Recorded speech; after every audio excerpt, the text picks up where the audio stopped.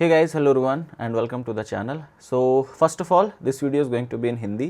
ये वीडियो हिंदी में होने वाली है और इस पर्टिकुलर वीडियो में मैंने अपने एक स्टूडेंट बिदन कुंभाकर के साथ बातचीत की है. बेसिकली ये वीडियो मैं थोड़ा लेट शेयर कर रहा हूँ. I was just busy with few things. I am really sorry for that, but it was very important for me to share with this video क्योंकि he has recently qualified CSI NET exam with all India rank 40. He has also qualified GATE exam. GATE exam उसने qualify किया है and also he has qualified WB set. West Bengal का state eligibility test is there, so he has also qualified that exam. The reason why I am sharing this video is कि from the previous results, like पिछले exams में जब उसका qualify नहीं हो रहा था तो उसने किस तरीके से उस चीज़ को रीड आउट किया, उसने किस तरीके से एनालाइज किया and how he like used that particular information. और वो सारे जो इन्फॉर्मेशन थी यानी जो पिछले रिजल्ट थे उसको एनालाइज करके उसने किस तरीके से अगले एग्जाम में इम्प्लीमेंट किया, वो बहुत इंपॉर्टेंट है. और this is something which you should watch and understand कि आपका जो अगर रिजल्ट ख़राब होता है, if you are getting a bad result और if you are not able to qualify exam, इसका ये मतलब नहीं कि आप रिजल्ट देखो ही मत. वो रिजल्ट इसीलिए क्योंकि that is showing you a mirror that time. वो आपको एक रियलिटी चेक दे रहा है कि आप अभी कहाँ पर हो, क्या गलतियाँ की, किस पार्ट से गलतियाँ की, क्या चीज़ें आपको इम्प्रूव करनी अगले बार में. सेम स्ट्रैटेजी के साथ हर बार जाना और फिर एक्सपेक्ट करना कि अलग रिजल्ट आएगा, it is like it's something which does not work usually. But हाँ, आपको अपना रिजल्ट हमेशा एनालाइज करना चाहिए. दैट्स वॉट बिदन हैज़ ऑल्सो डन एंड वो अपने पूरा एक्सपीरियंस इस वीडियो में शेयर करने वाला है. So please watch this video till and. And now let's go to the part of this video. Okay, so Bidan, very welcome to All About Chemistry YouTube channel. So first of all, introduce yourself. अपने बारे में बताओ कि तुमने MSc कहाँ से की, कब किया और अपने बेसिक अपने बारे में. जी सर, आई एम बिदान कुंभकर और मैं पुरुलिया वेस्ट बंगाल से हूँ. मैंने अपना BSc किया है इधर ही रघुनाथपुर कॉलेज पुरुलिया में और अपना MSc किया है पौंडीचेरी यूनिवर्सिटी में. लास्ट ईयर 2021 में मेरा MSc कंप्लीट हो गया और उसके बाद से मैं नेट के लिए प्रिपेयर कर रहा था. उससे पहले भी मैंने प्रिपरेशन स्टार्ट किया था, लगभग 2020 से मैंने स्टार्ट किया था. ओके, सो इस बार बिदन ने नेट, CSIR नेट, गेट और WB सेट सारे एग्जाम क्वालिफाई किए, लगभग जितने भी आप लाइक MSc के बाद एग्जाम देते हो. अभी बिदन ने और भी कुछ एग्जाम दिए. We will wait for the result, तब हम बात करेंगे उसके बारे में भी. राइट बिदन? तो फाइन, अपनी प्रिपरेशन स्ट्रैटेजी के बारे में बताओ. पहला अटेम्प्ट था, दूसरा अटेम्प्ट था, कौन सा था, कैसे स्टार्ट किया, कहाँ कहाँ से पढ़ाई की, किस तरीके से पढ़ाई की, एक डिटेल में बताओ ताकि जो बच्चे अभी प्रिपेयर करने वाले हैं ना उनको पता चले, उनको भी समझ में आए चीजें. जी सर, मेरा फर्स्ट अटेम्प्ट था 2019 का दिसंबर का. तो ओके. उस टाइम मैंने कुछ ज़्यादा नहीं पढ़ा था. एक्चुअली उस टाइम हमारा MSc का स्टार्ट हुआ था. तो MSc में हमारा ग्रुप थ्योरी का एक कोर्स हुआ करते थे. तब जाके हम लोगों को पता चला कि यूट्यूब से भी पढ़ाई होते हैं. एक्चुअली हम लोग ज़्यादातर BSc में जो पढ़ा करते थे हर वक़्त बुक से ही पढ़ते थे और कभी-कभार गूगल का यूज़ करते थे. मतलब यूट्यूब से पढ़ाई होता था ये तो मतलब पता ही नहीं. तो MSc के दौरान जब हमारा ग्रुप थ्योरी था, तब मैंने पहले वो यूट्यूब से पढ़ाई किया, फिर जाके नेट गेट के बारे में थोड़ा बहुत पता चला. लेकिन वो फर्स्ट सेम में इतना मतलब क्या होता है कि BSc के टाइम एक तो बहुत पढ़ाई रहता है और BSc हमारा परसेंटेज में था, सेमेस्टर में नहीं था. तो बहुत ज़्यादा ओके. प्रेशर था परसेंटेज में. और जो प्रैक्टिकल वगैरह होता था वो भी मतलब अपने सेंटर में नहीं होता था, दूसरे कॉलेज में जाकर देना पड़ता था. तो मतलब प्रेशर था उसमें. तो क्या होता था हम लोगों को मतलब एन्जॉय के लिए मतलब वक़्त नहीं मिलता था. तो लोग क्या करते थे कि BSc के बाद MSc में जाते साथ ही बहुत ज़्यादा एन्जॉय के लिए मतलब ढूँढने लगते. तो ऐसा ही हुआ था कि मेरा भी MSc का फर्स्ट सेम मतलब इतना अच्छा नहीं था. पढ़ाई में मन नहीं लग रहा था कि न्यू जगह था, न्यू जगह पे थोड़ा बहुत उसका जो मौसम वगैरह था, थोड़ा नींद आता था, फिर ऐसे ही घूमते-फिरते कट जाता था. फिर वो जो फर्स्ट सेम में नेट के लिए कुछ खास नहीं पढ़ा था और जैसे कि कुछ BSc का जो पढ़ाई था कोऑर्डिनेशन, ऑर्गेनोमेटेरिक्स और फिजिकल का कुछ सारे थे. ऑर्गेनिक का कुछ बेसिक था, वो सब पढ़ा था और खास कुछ नहीं पढ़ा था. तो जो पहला अटेम्प्ट था उसमें मेरे को 55 मार्क्स मिले. जो 2019 का अटेम्प्ट था, तो उसमें शायद पार्ट ए थे, मतलब पार्ट ए से तो 2-3 मार्क्स ही मिले थे और बाकी केमिस्ट्री का मार्क्स मिला था। उनमें से मेजर मार्क्स आए थे मेरे इनऑर्गेनिक में। मेरा ओके। एक्चुअली बीएससी से इनऑर्गेनिक अच्छा था और बाकी फिजिकल बहुत ही वीक था फर्स्ट टाइम में, तो मैंने फिजिकल में अच्छा नहीं आया।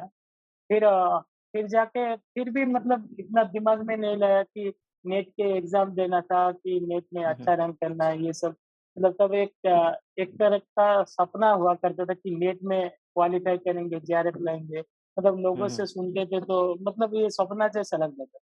फिर जब सेकंड सेमेस्टर में जब लॉकडाउन स्टार्ट हुआ, फर्स्ट लॉकडाउन, तब लॉकडाउन में घर आए, तब फिर 1-2 महीना थोड़ा बहुत असाइनमेंट वगैरह का प्रेशर था।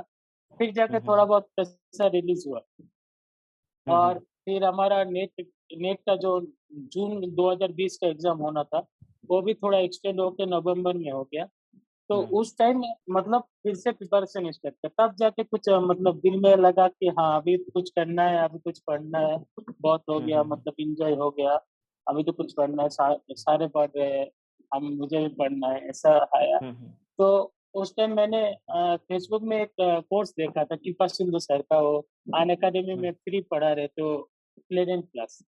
क्लेडन का, तब राइट राइट। जाके मैंने वो वाला स्टार्ट किया देखने और उसके साथ-साथ मैंने यूट्यूब में भी उसके मतलब ऑर्गेनिक और फिजिकल का थोड़ा बहुत देखने लगा। आपका जो था ना 10 की क्वेश्चन फ्रॉम कोऑर्डिनेशन, ये जो सीरीज़ था, ये सब क्वेश्चन मैं ब डेली देखता था। मतलब वो एक एक तरह का प्रैक्टिस होता था कि हाँ, मतलब अपने कल्चर को रख करते थे। जो पढ़े थे उसको रिवाइज़ हो जाता था। तो वो वाला कोर्स मैंने स्टार्ट किया। फिर इधर-उधर टेलीग्राम वगैरह से, व्हाट्सएप ग्रुप वगैरह से बहुत सारे नोट्स वगैरह मतलब मिला और फिर नोट्स बनाने लगा अपना। और फिर उस टाइम अच्छा प्रिपरेशन था, लेकिन इतना अच्छा नहीं कि जेआरएफ निकाल सके। तो उस टाइम मैंने एक्चुअली उस टाइम गलतियाँ हुआ था कि मैंने फिजिकल ज़्यादा नहीं पढ़ा था। मैंने और इनऑर्गेनिक तो कंप्लीट किया था ऑलमोस्ट और ऑर्गेनिक पे फोकस दिया था। लेकिन एग्ज़ाम में क्या हुआ कि ऑर्गेनिक का क्वेश्चन थोड़ा ट्रिकी होता है। एक्चुअली ऑर्गेनिक का क्वेश्चन ही ट्रिकी होता है कि अगर डायरेक्ट क्वेश्चन नहीं पता चलते तो बहुत मतलब हर क्वेश्चन में नेगेटिव होने के चांस रहते हैं, क्योंकि वो क्वेश्चन का ऑप्शन भी इस तरह से फ्रेम किया जाता है कि चारों ऑप्शन में से चारों आएँगे। अगर किसी मतलब दूसरे टैग पे गए तो और एक ऑप्शन मिल जाएगा। तो मतलब सेकंड अटेम्प्ट में बहुत ज़्यादा नेगेटिव आया ऑर्गेनिक में और फिर फिजिकल का तो मतलब ऐसा हो गया था कि फिजिकल में देख के ही छोड़ देता था, मतलब अटेम्प्ट भी नहीं करता था। तो इसलिए फिजिकल में भी अच्छा मार्क्स नहीं आया। तो उस टाइम मेरा 76 बना था, 75.5। ओके। तो उस बार मेरा एलएस भी छूट गया। एक्चुअली क्या हुआ था कि पार्ट ए में से मेरा नेगेटिव आ गया था, -1 मार्क्स आया था। तो उस अच्छा, वजह से ओके। मेरा एलएस भी छूट गया। तो तब मैंने फिर से बीच में फिर नवंबर का एग्ज़ाम हुआ, उसके बाद गेट का एग्ज़ाम हुआ था फरवरी में 2021 में। तो वो नेट और गेट के बीच में मैं बहुत ज़्यादा कॉन्फिडेंट हो गया था कि ऐसा लगा था कि नेट में तो इतना अच्छा मार्क्स आ रहा है, तो थोड़ा बहुत गेट में तो अच्छे से मतलब पास तो कर ही जाऊँगा कि 40 के आस-पास आ जाएगा, ऐसा सोचा था। तो मतलब और क्वेश्चन बहुत एक्चुअली उस टाइम बेसिक दे दिया था, मतलब जो मतलब जैम या फिर नीट हाँ, टाइप का हाँ। थोड़ा क्वेश्चन था, तो मैंने थोड़ा मतलब ऑर्गेनिक वगैरह बहुत ज़्यादा पढ़ा था, तो ऑर्गेनिक का क्वेश्चन अटेम्प्ट कर पाया था, लेकिन फिजिकल वगैरह अटेम्प्ट नहीं कर पाया था। तो उस टाइम मेरा गेट क्वालीफाई नहीं हुआ था, कुछ 1 मार्क्स से रह गया। तो उस उस टाइम टाइम आई फिर गेस से बहुत ये बुरा लगा। गेट का वो चेंज हुआ था ना, मीन्स एलिजिबिलिटी और कुछ चीजें चेंज हुई थी, तो पेपर हाँ, बहुत इजी आया था, है ना? वही था, हाँ, बीएससी वालों बहुत को भी ईज़ी आया इंक्लूड था। किया था, राइट राइट। हाँ, हाँ। और फिर और उस बार कट ऑफ भी सबसे हाईएस्ट था। हाईएस्ट गया था, राइट राइट राइट। हाँ, तो इसलिए उस बार क्या मतलब गेट भी नहीं हुआ। फिर जाके फिर एक्चुअली दिल में लगा वो गेट ना होने के बाद। फिर जाके मैंने मतलब जम के पढ़ाई किया। उसमें उसके बाद मैंने सबसे पहले मेरा मिस्टेक जो था, मैंने फिजिकल जो नहीं पढ़ा था, मैंने फिजिकल को पहले स्टार्ट किया क्योंकि मैंने फिजिकल पढ़ा ही नहीं था। एक्चुअली ऐसा हम्म नहीं कि फिजिकल नहीं आता था, क्योंकि बीएससी में फिजिकल आता था, लेकिन एमएससी में क्या हुआ था कि एमएससी का जो फर्स्ट सेम था उसमें सिर्फ क्वांटम था और बाकी कुछ फिजिकल का कोर्स नहीं था। तो अच्छा। फिजिकल में इतना मन भी नहीं लगता था फिर, क्योंकि वो एक मतलब डिसकंटिन्यू हो गया था, इसलिए मैं वो कंटिन्यू नहीं कर पा रहा था। तब हम्म। मैंने जाके फिर से आपका फिर वीडियो देखने लगा। मेरा एक्चुअली उसके बीच में एक अनअकैडमी का एक मतलब स्कॉलरशिप टेस्ट दिया था, उनमें मतलब एक रैंक आया था, तो 100% स्कॉलरशिप मिला था। तो ओके ओके। स्कॉलरशिप के बदले में तो उसके बाद मैं मेरे को क्लास अकाउंट दिया हम्म स्कॉलरशिप से। हम्म। तो उसके बाद जाके मैंने सारा एडुकेटर का प्रोफाइल सर्च किया, फिर आपका बहुत सारे फिजिकल का लेक्चर्स देखा, और फिर हम्म कीपा सर का मैंने ऑर्गेनिक का सॉरी कैरोथस और जीपीएल का कोर्स किया था उन्होंने, तो वो वाला फिर से हम्म स्टार्ट किया। और इस बार क्या हुआ था कि जो लास्ट बार मैंने मतलब फिजिकल कुछ नहीं पढ़ा था, वो मैंने पहले स्टार्ट किया कि फिजिकल मुझे पढ़ना है। तो मैंने हम्म बेसिक जो नंबर लाने वाला चैप्टर्स है, सॉलिड स्टेट, फिर सरफेस वाला, पॉलीमर, ये सब हम्म पहले स्टार्ट किया। और फिर हम्म मेरे को स्पेक्ट्रोस्कोपी बहुत अच्छा लग गया, तो फिर हम्म फिजिकल स्पेक्ट्रोस्कोपी स्टार्ट किया। फिर जाके थोड़ा हार्ड वाले में गया, तो मतलब क्वांटम में, फिर थर्मो और काइनेटिक्स में। थर्मोडायनामिक्स। फिर जाके हाँ, और क्या करता था कि हर क्वेश्चन मतलब चैप्टर्स के बाद उसका पीवाईक्यू करता था। मतलब हम्म पीआईक्यू सिर्फ नेट और गेट का ही करता था, टीआईफआर देख के थोड़ा बहुत डाउन हो जाता था, इसलिए टीआईफआर नहीं करता था। हम्म और लास्ट में क्या होता है, लास्ट में थोड़ा बहुत जैम का भी कर लेता था, क्योंकि जैम का जो क्वेश्चन होता है वो एनईटी रहता है, तो वो एक्चुअली गेट में काम आता है, इसलिए जैम का भी राइट थोड़ा राइट। बहुत कर लिया था। तो इस तरह से मैंने अपना मतलब फिजिकल को स्ट्रॉन्ग किया। फिर भी थोड़ा बहुत कॉन्फिडेंट नहीं था कि फिजिकल को करेंगे तो गलत होगा कि नहीं। लेकिन हम्म मेरे को इतना पता था कि फिजिकल में अगर आंसर आ गया तो लगभग प्रोसेस सही हो जाता है, कि आंसर मतलब नेगेटिव ज्यादा नहीं जाता फिजिकल में। हम्म तो हम्म मैंने सोचा कि इस बार फिर मैंने अपने हिसाब से टेस्ट सीरीज देने लगा। टेस्ट सीरीज मतलब कोई टेस्ट सीरीज नहीं, मतलब जो पीवाईक्यू का होता है ना, जून हम्म 2011 से लेके दिसंबर 2019 तक मैंने सारा टेस्ट दिया। मतलब हम्म अपने आप को टेस्ट दिया और खुद मार्क्स दिया और एनालाइज किया। तो ये एक्चुअली कीपा सर ने बोला था कि ऐसे करने के लिए, तो मैंने ऐसा किया। तो उसमें मैंने टारगेट किया था कि मैंने यहाँ पर ऑर्गेनिक ज्यादा नहीं करना है, ज्यादा से ज्यादा क्वेश्चन फिजिकल का करना है, ताकि एग्जाम में भी फिजिकल कर सकूं। तो हम्म मैंने वहाँ पे ऑर्गेनिक को अपने आप से रिड्यूस किया। मतलब ऐसा था कि बहुत क्वेश्चन ऑर्गेनिक का आता था, लेकिन मैंने उसको छोड़ दिया कि मुझे फिजिकली अटेम्प्ट करना है, चाहे नंबर कम आए कोई दिक्कत नहीं। तो ऐसे करके मैंने टेस्ट दिया था, तो नंबर वगैरह अच्छा आता था। फिर जाके इसकी वजह से मेरा एक्चुअली टाइम मैनेजमेंट भी बहुत अच्छा हुआ कि मेरा मेरा जो इस बार एग्जाम हुआ था 2 घंटा 40 मिनट में पूरा कंप्लीट हो गया। मतलब 20 मिनट ओके। 20 मिनट पार्ट ऐसे ही ए को बचा था। इंक्लूड करके। हाँ, पार्ट ए तो मेरा कुछ था ही नहीं, मुझे आता ही नहीं था, तो वो तो अच्छा। एक्चुअली 2 घंटा 20 मिनट में कंप्लीट हो गया था। फिर 20 मिनट मैं पार्ट ए में लगाया, फिर जाके और भी 20 मिनट बच गया था। हम्म। तो उसके बाद तो मैं बोलना भूल गया। इस बार मेरा 125 आया था। तो हम्म 125 में से मेरा केमिस्ट्री में 120 आया था, और पार्ट ए में 5 मार्क्स आए थे। ओके। तो और मैंने गेट इस में बार कितने सबसे मार्क्स थे तुम्हारे? गेट में इस बार मेरा 36.33 था। अच्छा ओके। और ग्रेट विदन, लाइक तुमने काफी टाइम दिया मीन्स अपनी प्रिपरेशन को, राइट? अपने एमएससी से ही जी स्टार्ट किया।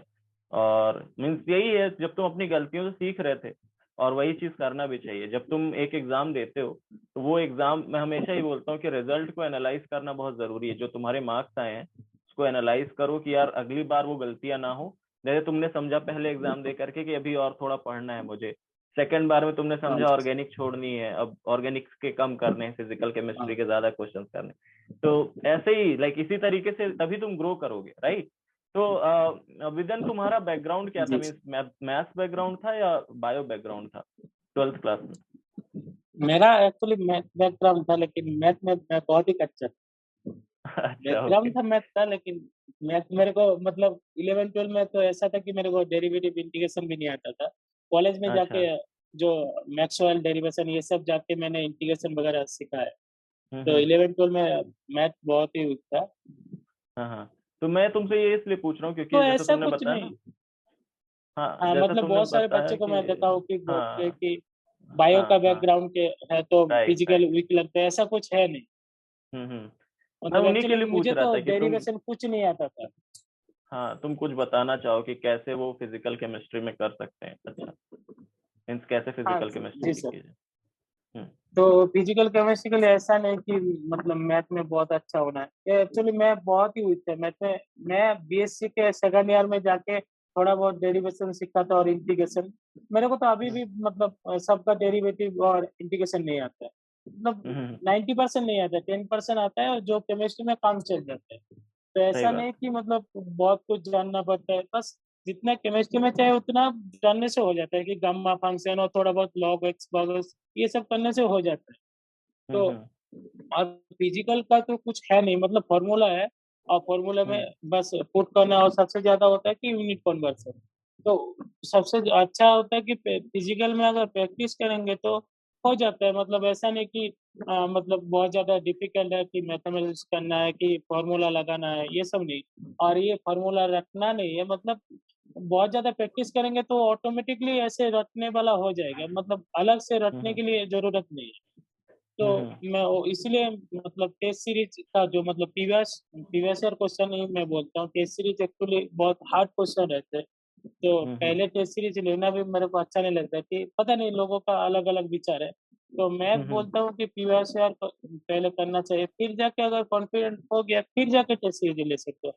मतलब पहले हम्म बहुत बंदे टेस्ट सीरीज ले लेते हैं और क्या होता है कि टेस्ट सीरीज में बहुत टफ क्वेश्चन रहते हैं, तो पहले डिमोटिवेट हो जाता है। फिजिकल का जितना ज्यादा प्रैक्टिस करेंगे तो हो जाएंगे, कोई दिक्कत है नहीं कि हम्म। मतलब बहुत ज्यादा मैथ को जानना है, ये सब नहीं।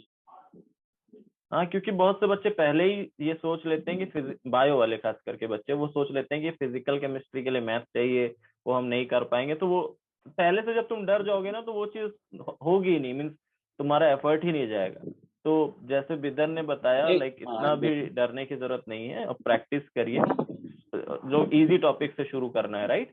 सॉलिड स्टेट, हाँ इलेक्ट्रोकेमिस्ट्री और ये सब सरफेस केमिस्ट्री, इन सब से स्टार्ट करना है। फिर टफ वाले पे जाना है, थर्मोडायनेमिक्स, काइनेटिक्स और इन सब पे, है ना। जी सर। ओके। तो बिदन, तुम कैसे, तुमने पेपर अटेम्प्ट किया, means part A, part B, part C में से कैसे, किस पार्ट को पहले करते थे, कैसे क्वेश्चन सेलेक्ट करते थे, मींस क्योंकि पार्ट सी में सबसे डिफिकल्ट यही है, क्वेश्चन सेलेक्ट करना, राइट। तो उसके बारे में कुछ बताओ। जी सर, मैंने इससे पहले जो दो अटेम्प्ट दिया था उसमें मेरा पैटर्न था पीसीए। मतलब पहले हम्म पी का पार्ट करता था, फिर सी, और लास्ट में हम्म कुछ टाइम मिलते तो ए पार्ट। लेकिन इस हम्म बार क्या हुआ था, मैंने जो बोला ना टेस्ट सीरीज दिया था, मतलब टेस्ट हम्म दिया था, उनमें मैंने पहले से सी बी ए किया था, मतलब पहले पार्ट सी फिर बी हम्म फिर जाके हम्म ए। तो हम्म मैंने वो पहले स्टार्ट किया था मतलब टेस्ट के दौरान, तो ताकि जाके मैं फाइनल में भी वो सी बी ए पैटर्न फॉलो कर सकूं। हम्म तो मैंने इस बार भी वो सीबीए पैटर्न फॉलो किया। तो पहले मैं पारसी में अटेम्प्ट किया।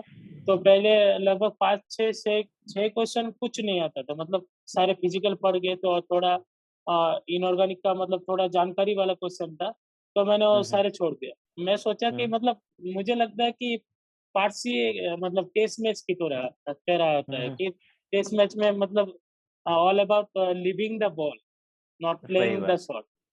हाँ, सही तो बात। मैंने तो लगता है कि 60% है, 25 तो मिल ही जाएंगे। 5 ऐसे ही छोड़ हम्म दे तो क्या दिक्कत है।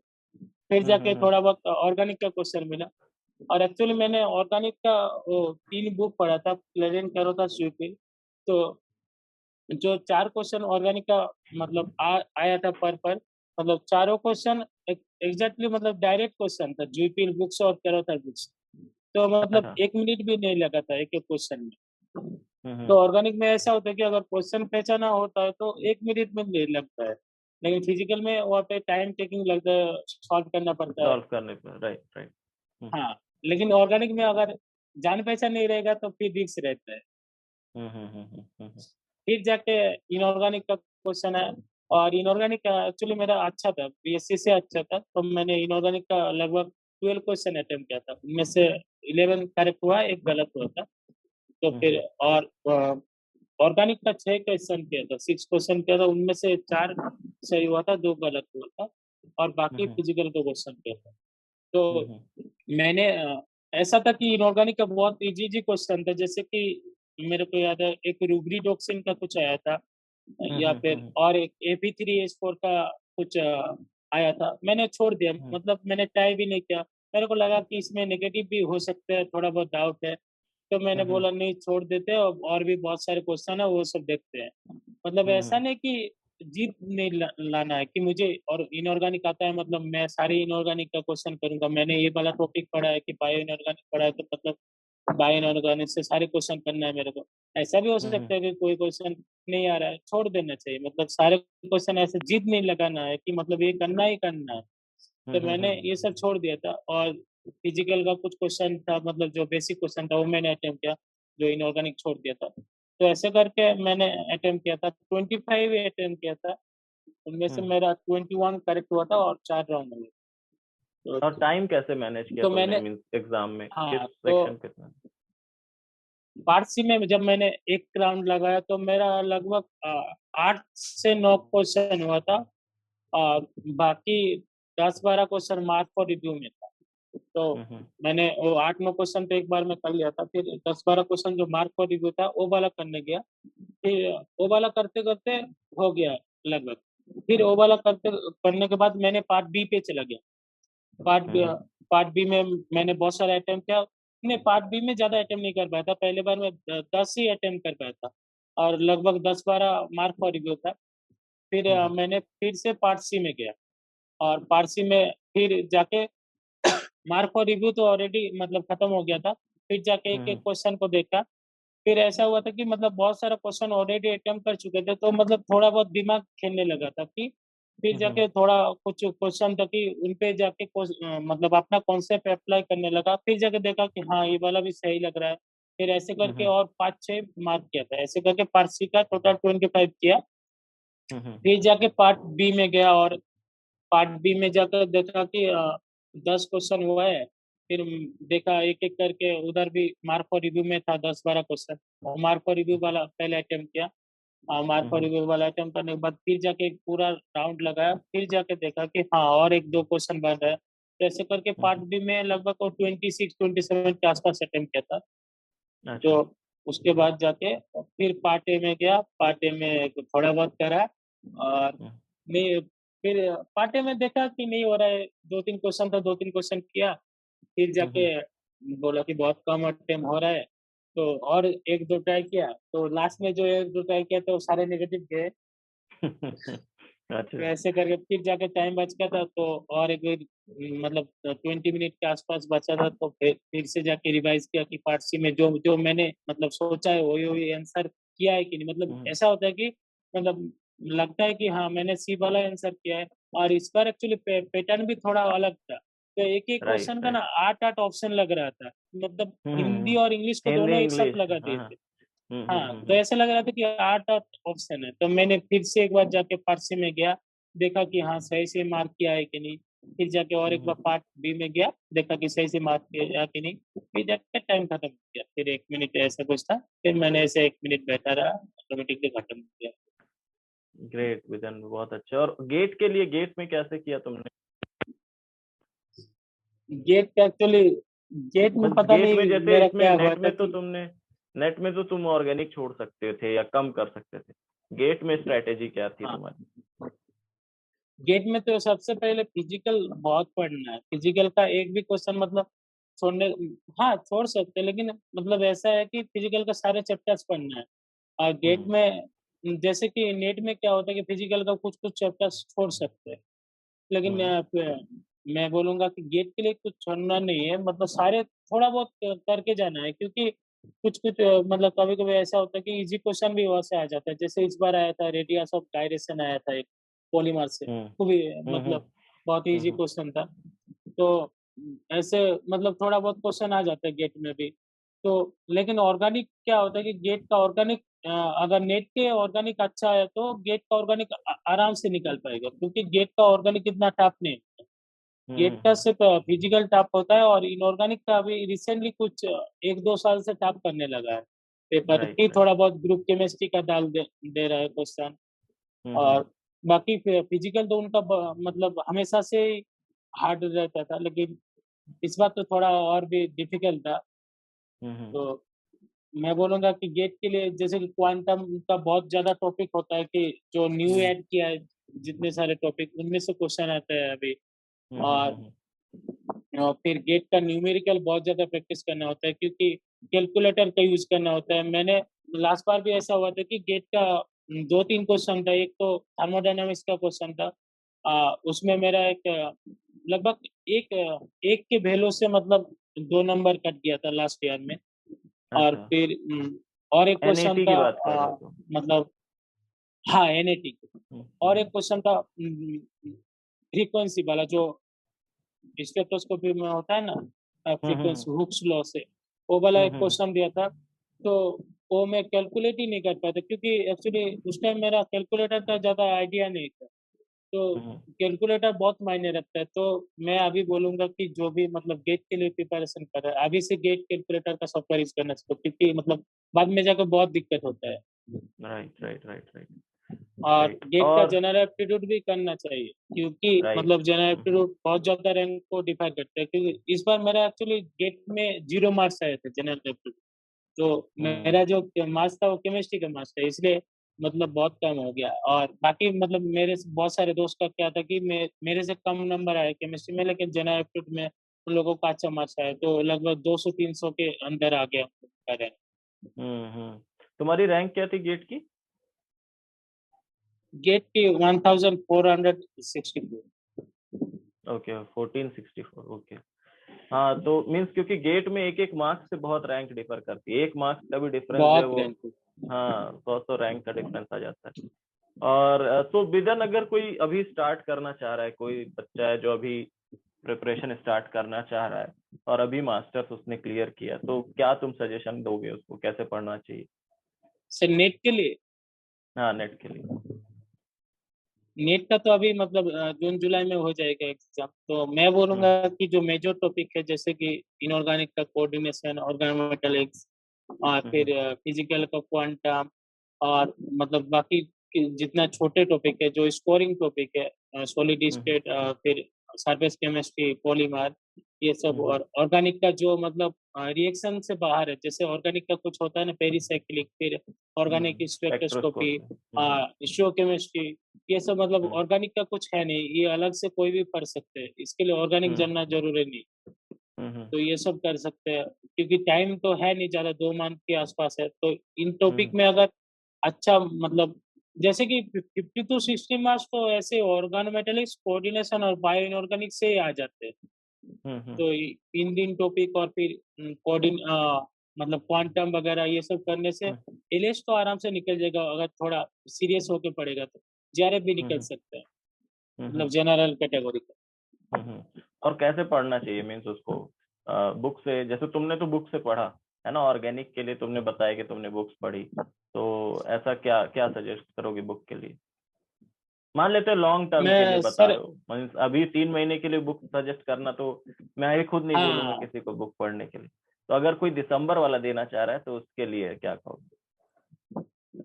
मैं उसके लिए मैं पहले बोलूंगा कि जो भी इंडियन ऑथर का बुक है, जैसे अजय कुमार है, बीडी गुप्ता है, ये सब, मतलब हम्म वसीम कुमार दास है। वसीम कुमार दास फिर भी थोड़ा हाई लेवल का है। अजय कुमार, बीडी गुप्ता है, ये दोनों बुक बहुत अच्छे हैं, मतलब बेसिक को हम्म क्लियर करने के लिए। फिर ये दोनों अगर कंप्लीट हो गया, फिर जाके मैं बोलूंगा हाँ ठीक है, हुई पे जाओ, मिसला टोर है, बहुत सारे बुक्स है। पहले ये हम्म दोनों बुक को पढ़ना चाहिए, मतलब इनमें से हाँ डायरेक्टली क्वेश्चन नहीं आते कभी कभार, लेकिन कॉन्सेप्ट वही रहते हैं, थोड़ा बहुत घुमा फिरा के देते हैं, लेकिन हम्म उनमें सारे कॉन्सेप्ट कवर है ऑलमोस्ट। फिर हम्म जैसे फिजिकल का तो एक ही बुक है, पूरी शर्मा पठानिया में ऑलमोस्ट सारे कवर है। और फिर हम्म उनमें से अगर एडवांस जाना है तो केएल कपूर का बुक है। हम्म फिर ये सब कंप्लीट हो गया, फिर जाके एटकिंस वगैरह देख सकते हैं। और तुमने कौन कौन लेकिन सी बुक ऑर्गेनिक में पढ़ी थी? एक्चुअली मैंने मतलब मैंने अपना बीएससी के दौरान इंडियन बुक पढ़े थे बहुत सारे, आर सरकार ये सब था। फिर एमएससी के टाइम में हमारा सेकंड सेम में कोऑर्डिनेशन था, तो उस टाइम में हमारा हुई बुक पढ़ने को बोलते थे सर। तो उस टाइम मैंने हुई बुक पढ़ा था, तो एक्चुअली वो मेरा एडवांटेज था कि हुई बुक मैंने उस टाइम कोऑर्डिनेशन वाला पोर्शन पढ़ लिया था पूरा। और बाकी घर आते वक्त मैंने फिर अजय कुमार का पढ़ा, और फिर अपना जो बीएससी का कुछ इंडियन ऑथर का बुक था वो वाला पढ़ा था। और फिजिकल का लास्ट टाइम में मैंने पूरी शर्मा का पढ़ा था, और बाकी फिजिकल का एक्चुअली मैंने ज्यादातर लेक्चर से ही देखा है, यूट्यूब लेक्चर्स फिर अन अकेडमी लेक्चर्स ये सब से ही देखा है। तो लास्ट टाइम में मैंने थोड़ा बहुत पूरी शर्मा पढ़ा था। और ऑर्गेनिक का मैंने पहले हमारे एक वेस्ट बंगाल में एक बुक आता है इंतवाड़ी नाम का, पहले वो वाला अच्छा। पढ़ा था। और फिर स्टो केमिस्ट्री का एक बुक आता है सुब्रत सेनगुप्ता, ये वाला पढ़ा था। और फिर जाके क्लेडन कैरोथास ट्रिफिल, ये 3 बुक पढ़ा था। एक्चुअली अच्छा। ये 3 बुक मतलब ऑर्गेनिक का मतलब बाइबल है, ये 3 बुक पढ़ना ही खत्म, होता है। हाँ, पूरा ऑर्गेनिक ऑर्गेनिक हो मतलब जाती है उसमें। हाँ। Right, right, right, right. Fine. तो विदन, और लाइक कुछ अगर तुम्हें कुछ सजेस्ट करना है स्टूडेंट्स को, अपार्ट फ्रॉम स्टडीज, कैसे टाइम मैनेज एग्जाम के लिए अपने आप को मोटिवेटेड रखें, जैसे तुमने इतना टाइम दिया पढ़ाई को, है ना, बीच में डिमोटिवेट भी होते होगे, हाँ तो बाकी बच्चे भी ऐसे जी। हैं क्योंकि जैसे जिन्होंने 2 अटेम्प्ट दे दिए, 3 अटेम्प्ट दे दिए, नहीं निकल रहा है, तो उनको क्या तुम बताओगे, कैसे वो मोटिवेट रखें, कैसे नेक्स्ट वाले के लिए प्रिपेयर करें? जी, मैं जितना भी बोलूँ मतलब उतना कम होगा। मोटिवेट तो मतलब अपने आप से लाना होगा, अपने आप से मोटिवेट होना पड़ेगा। तो मैं इतना ही राइट। बोलूँगा कि मतलब ऐसा होता है कि मेरा भी होता था कि एक दिन खराब जाता था, तो ऐसा होता है कि मतलब हर सुबह न्यू डे होता है। तो आज का दिन खराब गया तो कल का दिन खराब नहीं जाने देंगे। मतलब कल का दिन हम्म। कैसे करके स्टार्ट अच्छे से करना है, और स्टार्ट ऐसा करना है कि जो मतलब जो इंटरेस्ट लगता है, ऐसे टॉपिक से स्टार्ट करना है जो इंटरेस्ट लगता है, फिर जाके थोड़ा बहुत मन लगेगा, फिर जाके हार्ड टॉपिक पे जाएंगे। तो ऐसा होता है कि हम्म। पहले हार्ड टॉपिक में जाएंगे तो थोड़ा बहुत इंटरेस्ट जो था वो घट जाएगा, फिर से डिप्रेशन आ जाएगा। और हम्म। ऐसे भी मतलब जैसे एमएससी खत्म होते साथ ही बहुत लोग प्रॉब्लम होते हैं कि फैमिली प्रेशर होता है, रिलेटिव्स का प्रेशर होता है। मतलब जब हम्म। तक एमएससी चल रहा है तो कोई नहीं कुछ नहीं बोलता कि ऐसे हाँ ठीक है, सबको सबको जवाब दे पाते हैं कि हाँ मैं अभी एमएससी कर रहा हूँ।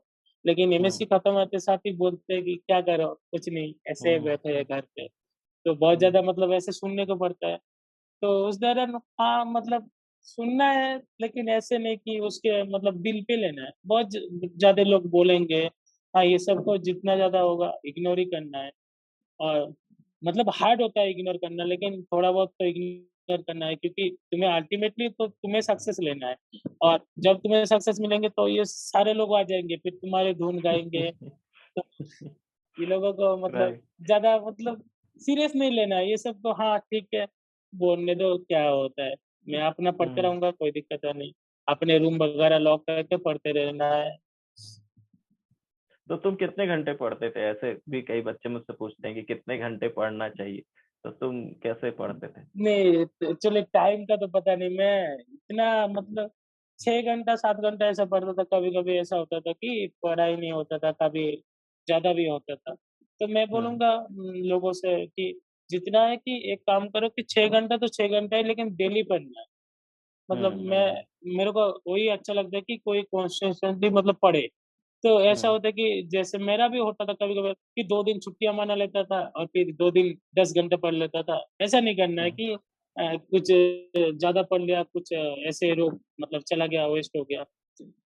तो डेली पढ़ना है, लेकिन कम कम करके ही पढ़ो, 6 घंटा से 4 घंटा जितना तुम्हारा कैपेबिलिटी है। ऐसा होता है कि कोई मतलब किसी का 4 घंटा में हो जाता है सारा, और किसी का 10 घंटा भी लगता है, लेकिन उतना नहीं हो हम्म। पाता है।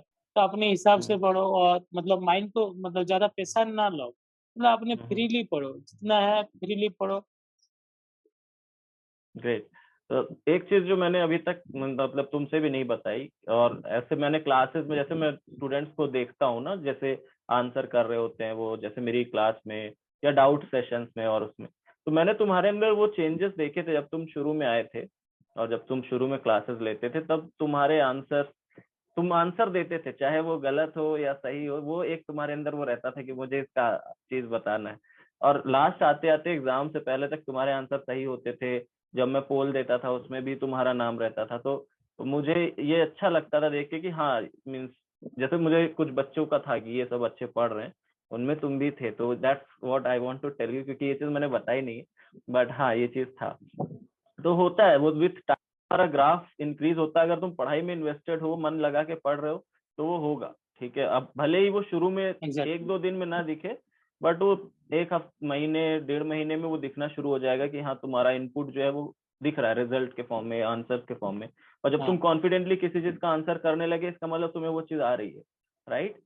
तो so that's it within, thank you so much इतना कुछ बताने के लिए, और I wish you all the best आगे जो भी तुमने सोचा है अपने लिए, क्योंकि तुमने सारे एग्जाम लगभग क्लियर किए हैं एंट्रेंस वाले, तो अब आगे हम जो भी चीज के लिए तुम जाना चाहते हो, I wish you all the best for that. अच्छे से करो और लाइफ में खूब थैंक यू। सक्सेसफुल हो, ऐसे ही खुश रहो जैसे तुम हो। मैं तुम्हें फेसबुक पे भी फॉलो करता हूँ, तो तुम सबसे मस्त लड़के, एकदम मस्त मौला। तो वैसे ही रहो बिल्कुल, ठीक है? और लाइफ बहुत अच्छी है यार, आगे चल के तुम्हें बहुत कुछ अच्छा मिलने वाला है।